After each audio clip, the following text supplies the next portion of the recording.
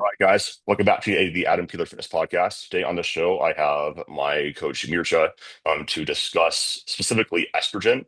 And this is a little bit more directed towards enhanced athletes because for people who are on anabolics, particularly center column drugs like testosterone, Boldenone, T-ball, D-ball, they tend to be a little bit more estrogenic and there's aromatization. And I think that estrogen is very misunderstood. There's a lot of confusion in the space about it. And I think that, Mircea has had extensive mentorship with Broderick Chavez. He's Team Evil Genius Sports Performance. And basically, from my understanding, is like you're like his right-hand man at Team Evil GSP. So Mircea is basically knows just as much about this, or about as much as Broderick does. So this is just sort of to help serve as a resource for anybody who really wants to understand what estrogen is, how it works, why we care about it, how to manage it properly, just so you guys can actually get the most out of your training and your body composition pursuits. So I've been working with Mircea for the past, I believe, been like two years, and Yeah. so I'm excited to learn a little bit more about this because this is admittedly something that I don't know as much about as I probably should. So I guess just to get started, just going over estrogen, like what is estrogen? Well, the thing is, estrogen is not a thing. It is a family of cholesterol-derived sex hormones that are responsible for the development of the female reproductive system, and also secondary sex characteristics. So it is a group. The main estrogen types are E1 estrone, E2 estradiol, E3 estriol, and then it's E4, which only appears during pregnancy. That's actually, if I'm not mistaken, it's an estrogen produced by the liver of the fetus. So that's a very specific type of estrogen. And E3, I believe, is derived from the placenta. The main female, and even in male, the main female dominant estrogen is E2 estradiol. That is the one that we see the most. Okay. Um, that's the most potent. If you look at estrone, it is, I believe, about 4% as potent as estradiol. It is also a both a metabolite and a precursor of estrogen, of E2 estradiol. Okay. So, in most cases in bodybuilders, and strength athletes, we're mostly just concerned about E2 levels, right? Absolutely. The only way you can be concerned about E1 level is if you're using nandrolones, DECA-NPP, or if you're using boldenone. Mhm. So, if we're talking about like why estrogen matters and like it's sort of like physiological roles, what would you say then? I know that they're a little bit different. Let's focus on E1 and E2. What roles do they serve in the human body? Well, generally in both males and females, they are very cardiovascular protective. They are responsible for a lot of benefits for lipid panel, lipid profiles, cholesterol, triglycerides, and so on, heart health, joint health, energy levels, mood, and then when we look in males, male libido, male sex drive is actually driven by estrogen. And of course, it's a bell curve. So it actually goes up with estrogen to a point where estrogen gets too high and then libido actually starts to drop. But usually you'd suffer many other secondary negative effects before you'd actually see the decrease in libido from estrogen levels. Mhm.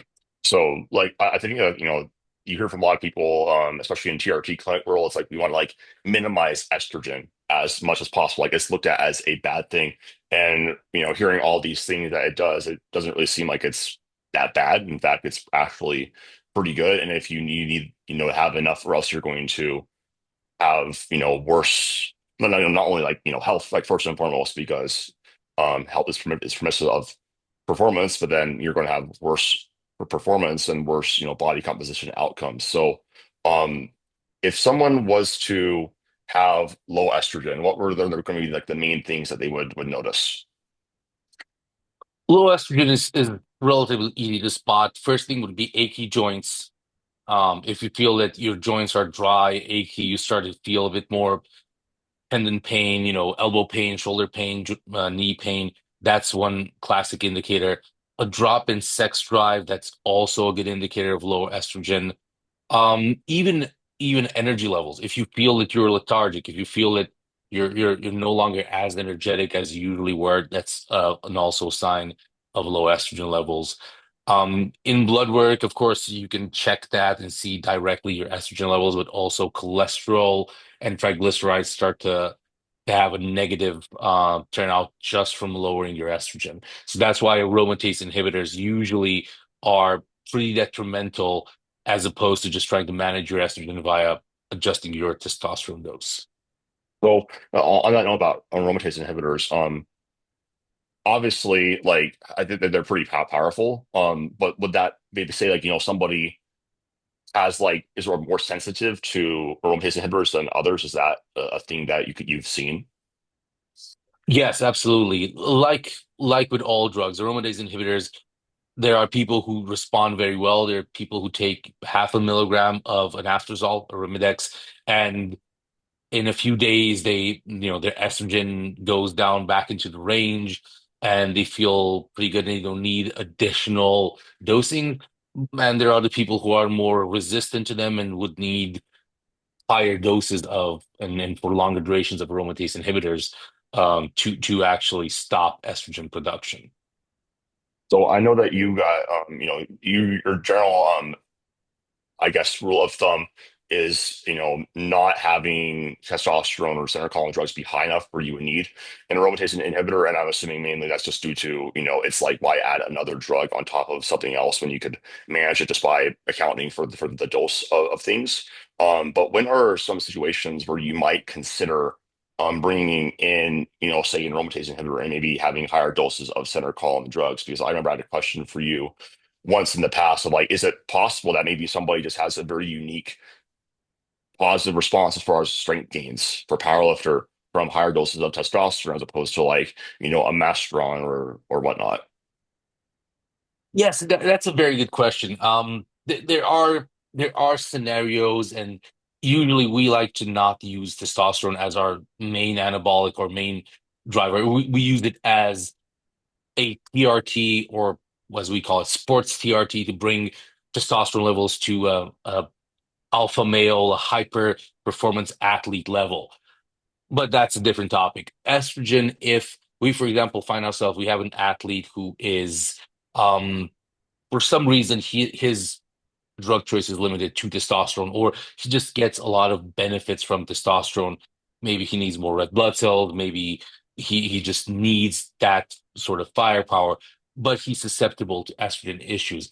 In that scenario, although very rare, and again, I'm not giving somebody just an excuse like, hey, just take 2 grams of testosterone and then manage all the bullshit with finasteride and arimidex and Nolvadex and so on. But to answer your question, yes, in those scenarios, probably a low dose of an aromatase inhibitor would be a useful tool. My experience is that anastrozole is mild enough as opposed to letrozole. Brand name would be Femara, and exemestane, brand name being Aromacin. Um, Within Arimidex, I think that half a milligram once or twice a week, depending on how bad the levels are, would be enough to keep it in check.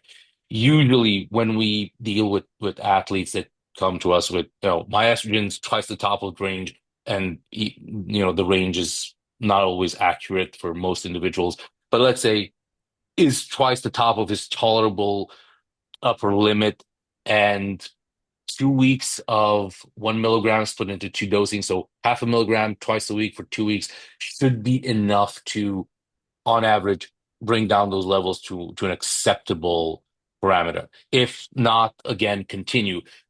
As a rule of thumb, if you need to use more than half a milligram for more than 2 weeks, it's probably more of a dosing of your testosterone issue or your aromatizing compounds. But for the scenario you described, yes, if somebody were to be limited to testosterone, probably the first step would be to manage estrogen with an aromatase inhibitor. Now, There's another class of drugs called SERMs, selective estrogen receptor modulators, like your tamoxifen, Nolvadex, or your raloxifene. I don't even know what the brand name for that is, but these two are the main ones. Tamoxifen seems to work um, better than raloxifene. It's the go-to drug for most people. What it does is it's actually a FOX or a very weak estrogen. It binds to the estrogen receptor and just occupies it. It's an estrogen receptor antagonist, more or less. So you have a double action. You have a lot of estrogen circling in your blood, but you're blocking the receptors. And then you introduce an aromatase inhibitor, which stops the conversion of testosterone to estrogen. So then you let those blood plasma levels actually go down. And in the meantime, you can take out the SERM. So then, you'll have a normal level of estrogen activating the receptors pretty much in a normal capacity. Mhm. And one thing going back to the aromatase inhibitors, and I guess SERMs on that note, um, I know that drugs, for example, with the steroids, like it builds up to a peak plasma level. Um, Mm. I've noticed anecdotally when I've used aromatase inhibitors, it's like I might actually feel better for like the first 2 weeks. I take it, and then all of a sudden it's like I randomly like I feel really weak. I feel tired. Erectile like dysfunction. Is that because like these drugs tend to build up in your system over time as well? I think it's more of a lagging effect. So again, aromatase inhibitors inhibits the creation of new estrogen. So you basically are left with what you have in your bloodstream, which kind of dies out. Hmm. So that's the thing. You're getting a delayed effect. You're basically stopping your estrogen production, and then the estrogen that you have in circulation is just slowly diminishing, and you're left with very little estrogen production and zero additional levels in your bloodstream. So then you actually go into low estrogen. The other thing is conversion of testosterone to estrogen, aromatization. Um, that actually lags behind the peak of testosterone by about 1 to 2 weeks. So your testosterone might peak in week 5, but your estrogen might peak in week 7 just because it lags behind testosterone. Is there like any like biological reason like why that happens, or is it just like just how the drug works? It's like my assumption of like aromatization is like an ongoing process, and like it's I guess like if it's 2 weeks behind, probably just needs that higher serum to like concentration to actually aromatase like consistently. Is that what's Uh, going it, on? it, it, it aromatizes consistently, but for example, if you're going from uh, a medical TRT dose of 100 milligrams to 300 milligrams of testosterone, that will take time to build up in your bloodstream. And because it's an extra step, you have testosterone, then it's actually converted via the aromatase enzyme into estrogen.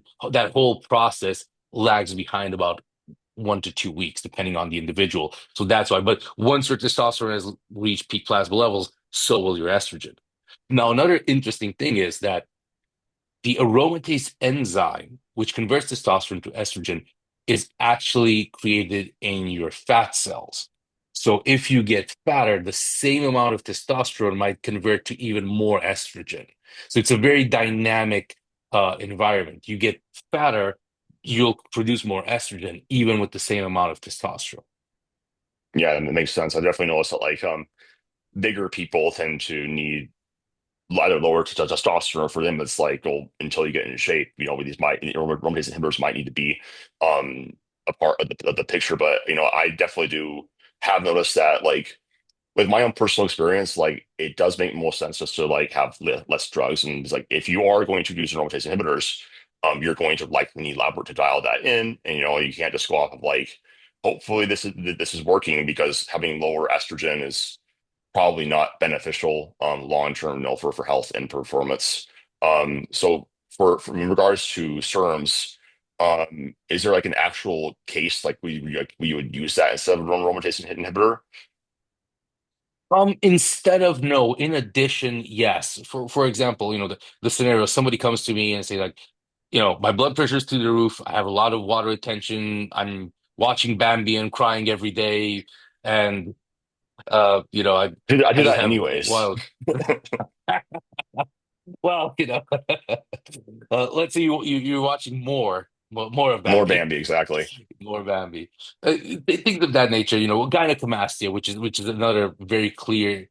Most people, that's the first thing they notice. That puffy nipples, a bit of nipple chafing, things like that. That's the first thing they notice when they don't even notice the water retention. They tend to sweep that under the rug. But when they say like, "Oh, my nipples are getting tender," they like, "Oh shit, my estrogen's high." If they come to me with that sort of an example, it's probably already too late in a sense. Their estrogen is already high. So using a SERM to block the receptor while the aromatase inhibitor actually stops the conversion and the plasma levels of estrogen diminish, that's actually bulletproofing you against further, let's say, damage because gynecomastia has stages. If it's just retention of fluid around the nipple area, that's reversible. Once the actual gland starts to hypertrophy, when you press it, it actually feels hard. You actually feel hard tissue there. Some people say, "Oh, you can reverse that." No, that needs to be surgically removed. Hmm. Yeah, that makes a lot of sense because it takes time for the AI to actually work. Yeah. On that note too, it sounds like if you had someone who came to you, they felt fantastic. They had great strength levels. They weren't retaining, an excessive amount of water, which in my opinion, like, water retention isn't bad. If that's a very nebulous term, like what the fuck is water retention? If maybe it's probably excessive, it's causing your blood pressure to spike. But they are coming back and they're like 75 on the estradiol ultra sensitive assay. Would you be like, hold the phone, we got to get this down? Or would you say, well, this athlete feels great. They're getting stronger. They're getting positive body composition effects. They're growing like an absolute weed. Would you treat the symptoms of that and be like they're totally fine? Or would you say, maybe there's some long-term potential negatives to having estrogen that high? That's an excellent question. And I'm sorry to go off on a tangent, but really a big problem today is most people, they've taken the whole do your blood work to really, really a dumb extreme. Like now everybody's getting blood work done and they see a marker out of range. They don't understand it. And now they're desperately trying to bring all their markers within range. Or they're like, oh, well, I'll just take a bunch of liver tabs and liver protection tabs or liver cleanse tabs or whatever you call them, and my blood work will look fine. They're treating the blood work. They're treating a piece of paper, not the symptoms. So for estrogen, that's a huge problem because the range is yes, it's based on a very vast population, mostly non-training, non-active individuals. So it can't always be applicable to athletes. Therefore, I've seen people that were getting estrogenic negatives and they were well within range. And I've seen people that were 3 times the top of the range and they just felt better and better. No sign of gyno, no sign of water retention, no sign of any sort of emotional dysfunction. They just felt, bigger, stronger, faster, hornier, you name it, they got it. It's I would definitely treat the athlete, the symptoms, not the blood work. If it's twice the top of the range, I would make a note of that. I would say, okay, this is something that you can tolerate. Let's see if that creeps up. Where's the breaking point? And I wouldn't look for it necessarily. But if the athlete comes to me and says like, my nipples are sore. I'm retaining a bit of water. First thing I say, go get blood work. Then we'll talk about arimidex and Nolvadex and so on. Then we'll have a number. That number is probably slightly above the top of his tolerable range. So now we have a good number. We have the top of range. We might at some point find out what the bottom of his range is. And even those change with time. You are not the same person you were last year, and you're not the same person you will be 5 years from now. But we do have, some good guidelines. On that note, it's like I think that's one of the amazing like what you just said, because like especially like you have to remind yourself like it's vast population. What is the majority of the population? They're not athletes. They're not trying to. They don't even give a fuck about anything. Is essentially, and so you have to like look more at like how are they feeling, what symptoms do they have, and then in treating that. Like that's one of my biggest issues with like the medical system is that they're like piece of paper says this, but my per like is like they're like what it's like thyroid like TSH is fine, but there's no T3, so it's like but they're good. The TSH is still on. Now with that higher estrogen, is it possible that somebody that dose might like increase as far as like what they can tolerate over time as they can maybe get like more used to it, or like for example like somebody their maximum dose of testosterone they're just starting off taking exogenous testosterone is like only 2 milligrams per kilogram. Is it possible they might be able to go up to like say 4 milligrams per kilogram? Because I know that they also for sports tier two that's just a guideline, and what I heard Broderick say, or I think I've heard Broderick say, is that as high of a dose of testosterone as you can tolerate is what you want to like find. That's sort of where you stick at. But can that change over time? Absolutely. 100%. That can change via different factors. You're a dynamic ecosystem. You're not static. You're not a machine. A machine is a very input-output kind of scenario. You're dynamic. You change every day. You change every year. So, for example, yes, somebody can, milligram per kilogram. You're now 80 kilograms. In 2 years, you'd be 100 kilograms, but you can take more than 3 milligrams per kilogram of testosterone. There is more muscle mass and less fat mass. So there is more muscle mass to, let's say, soak up the androgens. Even with estrogen, we have noticed that, and this is a very interesting thing, people who train hard, who put in, that isn't necessarily more weight on the bar, more effort into their training, can tolerate higher estrogen levels. Why that is, we don't know. But they actually seem to thrive in higher estrogen environments, or they at least can tolerate higher estrogen environments. Um, Great example would be Dave Crossan, who took, I believe it was upwards of 2 grams of testosterone, and he trained like a complete madman. He seemed to do really well with higher estrogen levels and higher testosterone and therefore estrogen levels, even from exogenous sources.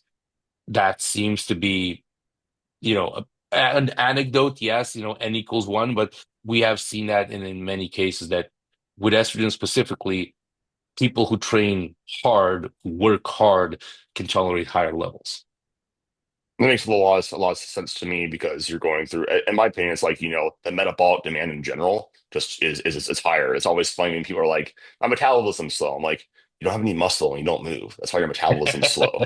Like, do you know what you're talking about? And they're like, no, I just look at you like, yeah. So, um, I think we covered that really well. So now one thing that I think can muddy the waters is when we use a secondary compound. Usually, for a lot of people, it's going to be a DHT derivative like masteron or primo or for some combination. And I found that can be quite difficult to dial in for people because it just comes down to guess and check. Now, I remember I commented on one post where for example, somebody was like in the Team Evil GSP group. Um, has anyone ran like a very low dose of testosterone, like 125, 150 milligrams with like, you know, a gram of like masteron? And you said that you had done that and you didn't have any negative estrogen effects. And I said that for me, masteron seems to be that it's more like it's not a very big effect on my estrogen. And I breast primobolan from recent lab work tends to suppress my estrogen to a much higher extent. And sort of figuring out how to navigate that is hard sometimes because you might need to increase like, your dose of testosterone, what you mentioned to me on our consult, maybe bringing in nandrolone as well. Um, so as far as that, as well, I guess my question there is, well, if you're introducing masteron and primo, because basically like the most common cycle I've seen is like a combination of like all three. Um, would you rather like if you're dialing that in, use like one at a time and choose something there, um, and then see like what happens. I guess like just to start off, and then we'll go over when would you choose masteron over primo and primo over masteron for an athlete? Um, Very good question. For an athlete, and again, I make this distinction between actual athletes and let's say physique sport athletes or bodybuilders as a general term. Um, for athletics, for sports performance, I find Masteron to be slightly superior. Now, again, people are have their own quirks and everybody's different, and some people get more out of primobolan than they get out of Masteron. Yes. But on average, I find that Masteron is better for general athletics than primobolan. Primobolan is a very neutral compound, in my experience and opinion. It doesn't affect health markers as much as any other drug. It's pretty much the mildest of the drugs. It's relatively unnoticeable from a behavioral aspect. Don't get hypersexual. You don't get the roid rage or any sort of increases in aggression. What you do get is faster recovery and a lot more muscle. That's it. Doesn't jack up your water retention, doesn't jack up your hematocrit hemoglobin, doesn't jack up your sex drive. It just works at recovering you faster. Recovery in a vial, I think that's the most accurate description I've ever heard. Masteron on the other side, it is let's say a a one step more primitive drug. It basically the time at which the drugs were developed kind of leads to which drug is the most refined. Masteron is just one step behind primobolan. So you get a bit more of that androgenic action. You get a bit more of that aggression. You get an increase in sex drive. You don't get the red blood cell production so on like you get from centric column drugs, but you get more of the DHT aspects, more neurological conductivity. Your The speed at which your brain sends signals to your fingertips is faster. The signal is stronger. So you have a lot more force output. Very good for athletics. Very good when you're trying to not put on a lot of body weight, but want to increase the horsepower of a set, very fixed engine. You have a 3 liter engine. You can make it bigger, but you can make it produce more horsepower. That's Masteron. Now, to answer the other question regarding how they behave when it comes to estrogen, all DHT derivatives have a certain AI effect, whether that is direct or via metabolites, all of them have that. Typically, we see that primobolan does not usually affect estrogen levels to any meaningful extent. More recently, we have seen um, evidence that would point in the other direction that there are certain people that actually get a more robust estrogen suppression effect from primobolan than they would from masteron. Masteron, in its propionate format, was I believe, the only one used for um, breast cancer, female breast cancer, because it does act as an AI, but it was actually used for its SERM effects. Masteron actually acts as a SERM and specifically targets breast tissue.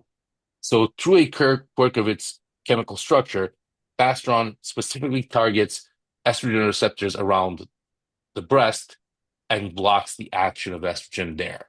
So, as you said, you may have higher estrogen levels with Masteron than with primobolan, but you don't get the negative effects of high estrogen just because Primus blocks the receptors. With primobolan, you might get the opposite effect. You get a lowering of the estrogen, but you get the full-on estrogen receptor agonism from the estrogen that's in circulation. Hmm. So when you're dialing in doses, would you like prefer to just to start with one when you're escalating for an athlete and see how they respond, and then maybe you add in the other one if there's a need for that, like you mentioned, maybe they want more of that neutral compound. I have noticed just uniquely from my experience, it seems to have a little bit more of an effect on the renin and angiotensin aldosterone system. Like I have a more of a full look on Primo versus Masteron. It's more of like a it just doesn't hold on to as much, which is why, as a side note, I think it's funny when bodybuilders assume that's like muscle mass differences and just differences in how the drug behaves. Um, but was that sort of like what you do is just like fight, say, okay, like let's see how they respond to this one, and then if they want to try the other one, maybe we try that, and then you just see how they respond from a symptom perspective. That's a good question and would be very case dependent, but usually I would try for an athlete that doesn't have experience with either of these drugs, I would probably try one course with one of the drugs and then introduce the other one as a separate course. So then, you have one course with masteron, one course with primobolan, or as you said, I may start off with, let's say, masteron, and then at some point we see, oh, estrogen levels are starting to go down, bring back the dose of masteron, fill in that gap and continue the escalation with primobolan, see if the situation changes. So then, yes, we basically have three drugs at play, but we kind of saw what we're getting from testosterone and masteron, and then whatever we're getting in addition would probably be just the addition of primobolan, if that makes sense. Yeah, no, I think it's interesting because like I do totally believe you when you say that on average, like Primo is more neutral, whereas Masteron's more suppressive, but like it's kind of like one or the other in my experience for everyone's, we're not all the same. Like I said for myself, Masteron seems to be pretty freaking neutral. I don't see really that much of of a reduction. Like there always is some, like you said. Whereas with Primo Ball, it's like I definitely feel a difference, and the blood work does reflect that. It was like on my last course that we ran with a pretty similar amount of DHTs. On Masteron, my estrogen came back at 33, and then when we added in Primo and Masteron, it was at 15, which is Yeah. just like, okay, like we'll note that and then, just see what we have to do going forward, help manage that. Um, but okay, I think that makes a lot of sense. I think we covered most everything with the estrogen. Like it's not a bad thing. Is there anything like maybe you wanted to discuss in regards to estrogen? Actually, yes. We talked about, symptoms of high estrogen, symptoms of low estrogen, and how to bring estrogen down. And well, what happens as in your situation? What happens when we need to raise estrogen because estrogen's tanked Mm. and it's horrible. We can wait it out, but training with creaky joints is not fun and probably also not smart. And having low sex drive is also not fun at all. So it's kind of like, okay, what's the go-to method?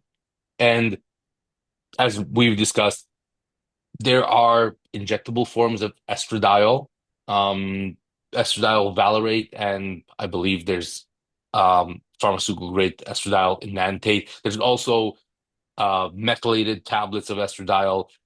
Basically, old kind of old school birth control pills. Most of them now have a progestin, so I wouldn't recommend just downing fucking birth control. That's probably not a good idea.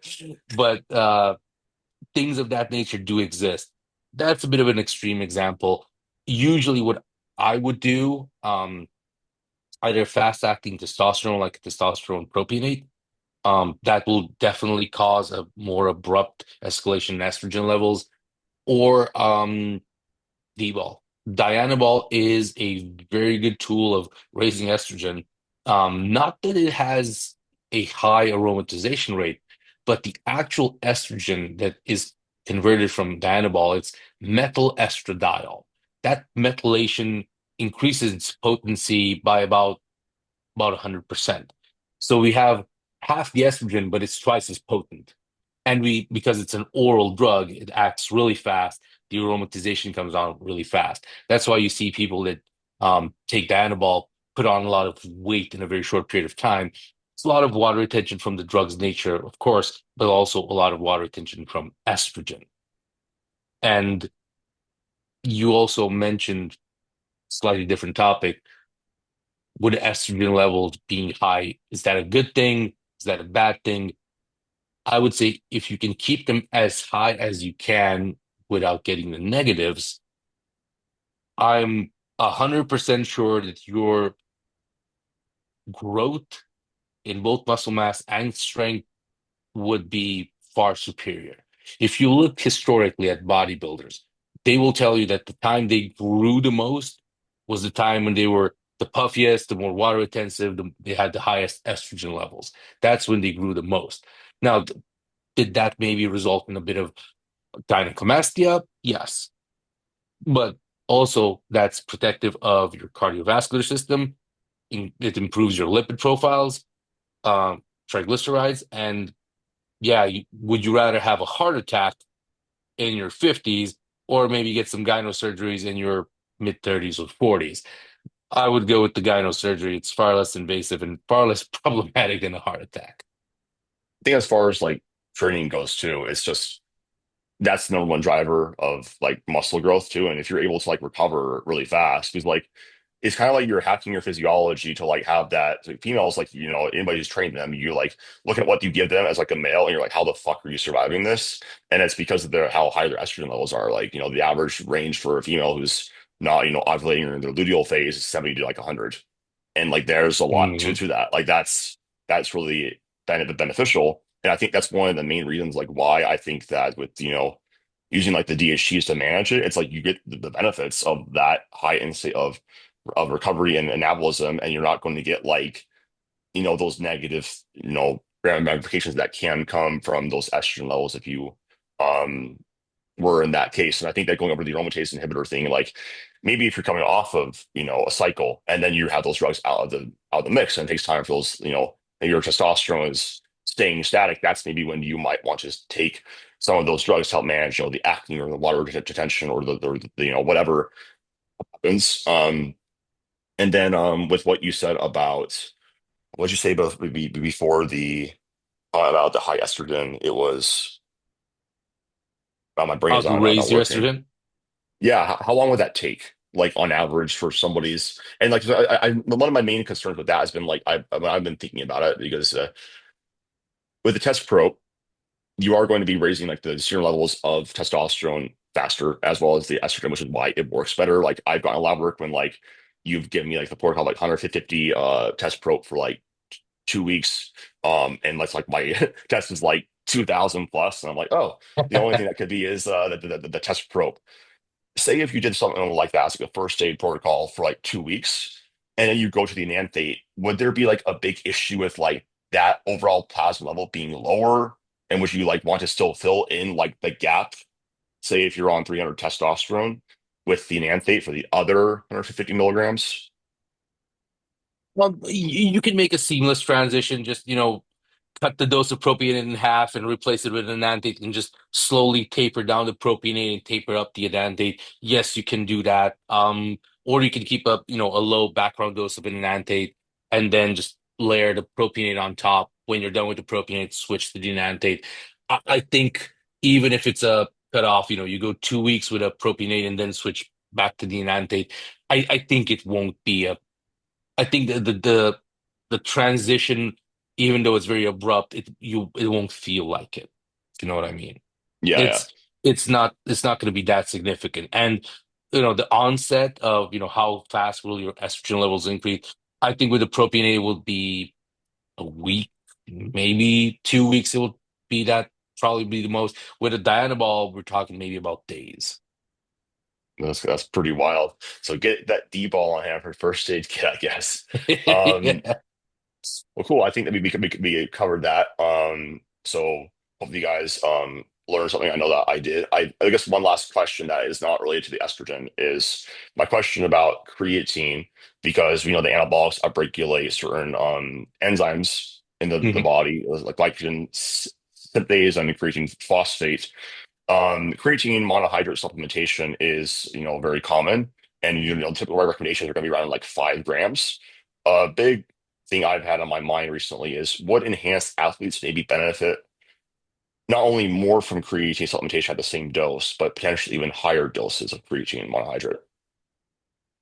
Um, that's an interesting thing, and for the longest time, Broderick was an advocate of anabolics increase creatine synthase, which is the enzyme that produces creatine endogenously. That's that's not why anabolics work. That's why, exogenous creatine monohydrate works.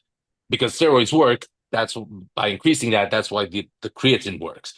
The thing is where we run into a logjam. Yes, it increases the creatine synthase, but also the demand of creatine is also increased. So you're kind of like, yes, you're increasing creatine synthase, but you're also increasing the demand. So everything's at a higher rate, but you're still at a net neutral. So you'd still benefit from adding in that creatine on top of your anabolics, as if you were if you'd added on top of you being natural. The only thing is you have a Ferrari, not a Toyota Prius, so that extra bit of creatine goes a long way versus what it would do to a natural. Hmm. The dosing of 5 grams, very generic, very good, probably useful for most individuals, around up to 100, 110 kilos. That's what, 220 to 240 pounds, something Hmm. like that.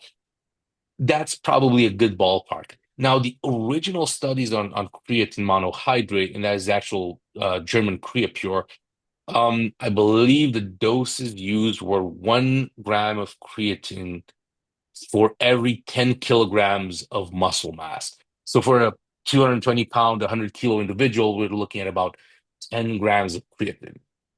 Is that a bit overkill? Maybe. Would there be scenarios where that would be warranted?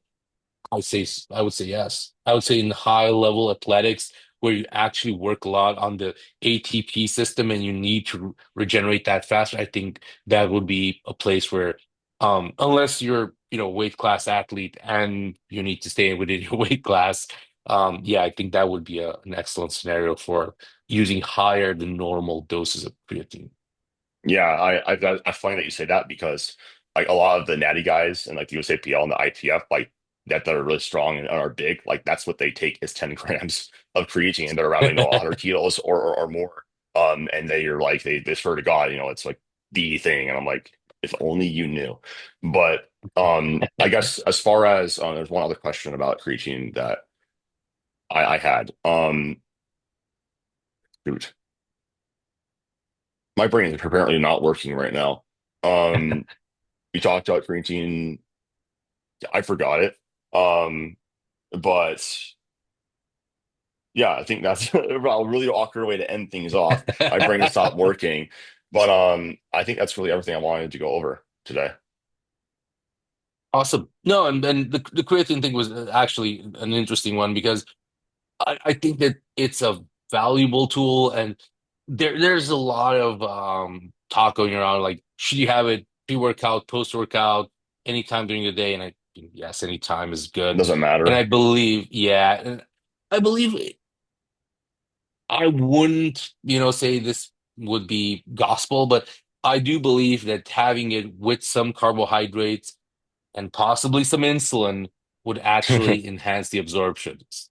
You already get the insulin from the blood glucose spikes from the carbohydrate, but adding in a bit of exogenous insulin, maybe where you have an actual 5 to 10 grams of creatine, maybe a 30 to 50 gram carbohydrate to drink with that, and possibly let's say five-ish, maybe as aggressive as 10 hours of a fast-acting insulin with that concoction, that might ensure that you're absorbing more of the creatine, makes the absorption a bit more effective, efficient. Yeah, well, that could be a strategy on meat day, right? You need to replenish the Yeah. stores a little bit faster. I remembered what my thought was. Creatine, does that actually cause like bloating and not like in the muscle? Because I know that most of the weight is inside of the muscle. But like I remember I was listening to a Stronger by Science podcast with Greg Nuckols, and he was saying that in like natural people, like it's like only like a 40 millimole increase in creatine concentration from full creatine saturation. So he said like the maximum someone could like gain from creatine was like 1.5 pounds like inside of the muscles, and the other goes like other places. I don't know how true that is or not. I'm sure Lyle McDonald will take issue with that. But do you know anything about like that causing bloating that might be, skewing like a physique look from like dryness perspective? Well, it is a pretty osmotic drug, so yes, you might get. the random individual that would have more subcutaneous water retention from it, although technically, it shouldn't, but that is possible. Now, actual bloating, yes, there are certain individuals, me being one of them, um, creatine might sit in your gut and retain the water there, and that might lead to actual abdominal distension, real bloat, and even explosive diarrhea. So that's one of the reasons why some people want to take their creatine with some carbohydrates, possibly with some insulin, just to enhance the absorption so you don't get the creatine sitting in your gut, absorbing water and just expanding there, causing a lot of GI distress, gas, bloating, and even diarrhea. Yeah, It is possible. I'm not sure exactly about the numbers, and I'm sure that the numbers in naturals would be quite different than the ones in enhanced individuals, just because of the upregulation in certain enzymes, certain enzymatic processes, even the metabolic upregulation just from being enhanced. And again, when you're talking enhanced, what are we talking about? Are we talking about TRT? Or are we talking about 3 grams of gear? Are we talking about, GH insulin, thyroid medication, or are we just talking about, your basic TRT dude? So it's also one of these things that might skew the effect on enhanced individuals. But on average, I think that's why drugs work, because it makes everything more efficient. That just right. just does. Yeah, yeah. You can do more and get more out of it. So cool. I think Absolutely. that answers it. So Mircea, thank you so much for coming on. People want to hire you for your excellent coaching services. Again, everyone listening, like I'm very picky with who I would choose to work with. So and I only choose people to work with. I think they're at least a little bit smarter than me. I think Mircea is quite smarter than me. So if they want to hire you for your services, consultation, where should they head? TeamEvilGSP.com. Me and all of my colleagues are there in the coaching tab. So that's me. And also, my Instagram account is pretty piss poor. So at TeamEvilGSP on Instagram, you'll find me there and all my colleagues, and a lot of cool content that we produce over the years, various seminars, various podcasts, and just cool little infographics that we make here and there. Yeah, they have a great member site too. So I definitely would sign up for that if you want to learn Yes. even more about this stuff. But thank you guys for listening, and I'll talk to you guys in the next episode.